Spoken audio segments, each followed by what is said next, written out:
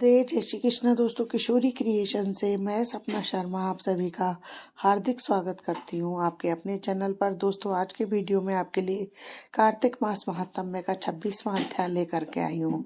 इससे पहले के कार्तिक मास महात्म्य के 24 अध्याय के वीडियो जो है मैंने मेरे चैनल पर डाले हुए हैं, जिनको आप मेरे चैनल पर जाकर देख भी सकते हैं और श्रवण भी कर सकते हैं।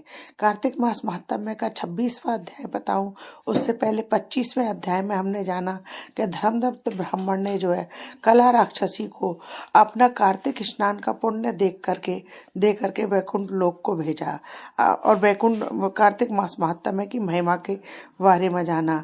आइए अब आगे का वृत्तांत जो है 26वें अध्याय में जानते हैं। आइए सुनते हैं कार्तिक मास महात्म्य का 26वां अध्याय। कार्तिक मास महात्म्य का 26वां अध्याय। श्री विष्णु की कृपा से आज तुमको रहा बताए। नारद जी बोले, इस प्रकार विष्णु पार्षदों के वचन सुनकर धर्मदत्त ने कहा, प्राय सभी मनुष्य भक्तों का कष्ट दूर करने वाले श्री विष्णु की यज्ञ, दान, व्रत, तीर्थ सेवन तथा तपस्याओं के द्वारा विधि पूर्वक आराधना करते हैं। उन समस्त साधनों में से कौन सा ऐसा साधन है जो भगवान विष्णु की प्रसन्नता को बढ़ाने वाला है तथा उनके सामीप्य की प्राप्ति कराने वाला है। दोनों पार्षद अपने पूर्व जन्म की कथा कहने लगे। हे युधिष्ठिर, आपका प्रश्न बड़ा श्रेष्ठ है। आज हम आपको भगवान विष्णु को शीघ्र प्रसन्न करने का उपाय बतलाते हैं। हम इतिहास सहित प्राचीन वृत्तांत सुनाते हैं। सावधानी पूर्वक सुनो। ब्राह्मण आपने कांचीपुरी में चोल नामक एक चक्रवर्ती राजा हो गए हैं। उन्हीं के नाम पर उनके अधीन रहने वाले सभी देश चोल नाम से विख्यात हुए। राजा चोल जब इस भूमंडल का शासन करते थे, उस समय उनके राज्य में कोई भी मनुष्य दरिद्र, दुखी, पाप में मन लगाने वाला अथवा रोगी नहीं था। एक समय की बात है कि राजा चोल अनंत शयन नामक तीर्थ में गए, जहाँ जगदीश्वर भगवान विष्णु योग निद्रा का आश्रय लेकर शयन किया करते थे। वहाँ भगवान विष्णु के दिव्य विग्रह की राजा ने विधि पूर्वक पूजा की। दिव्य मणि, मुक्ता, फल तथा स्वर्ण से बने हुए सुंदर पुष्पों से पूजन करके साष्टांग प्रणाम किया।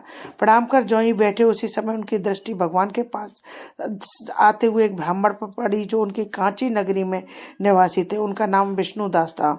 उन्होंने भगवान विष्णु की पूजा के लिए अपने हाथ में तुलसी दल और जल ले रखा था। निकट आने पर उन ब्राह्मण ने विष्णु सूक्त का पाठ करते हुए देवादिदेव भगवान को स्नान कराया और तुलसी की मंजरी तथा पत्तों से उनका विधिवत पूजा की। राजा चोल ने जो पहले रत्नों से भगवान की पूजा की थी, वह सब तुलसी की पूजा से ढक गई। यह देखकर राजा कुपित होकर, विष्णुदास, मैंने मणियों तथा स्वर्ण से भगवान की पूजा की है थी, वह कितनी शोभा पा रही थी, तुमने तुलसी दल चढ़ाकर उसे ढक दिया। बताओ ऐसा क्यों किया? मुझे तो ऐसा जान पड़ता है कि तुम दरिद्र और गंवार हो, भगवान विष्णु की भक्ति को बिल्कुल नहीं जानते।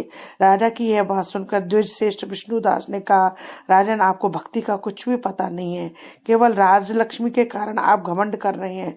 बतलाइए तो, आज के पहले आप कितने वैष्णव व्रतों का पालन किया है? तब नृपश्रेष्ठ चोल ने हंसते हुए कहा, तुम तो दरिद्र और निर्धन हो, तुम्हारे विष्णु भगवान में भक्ति ही कितनी है।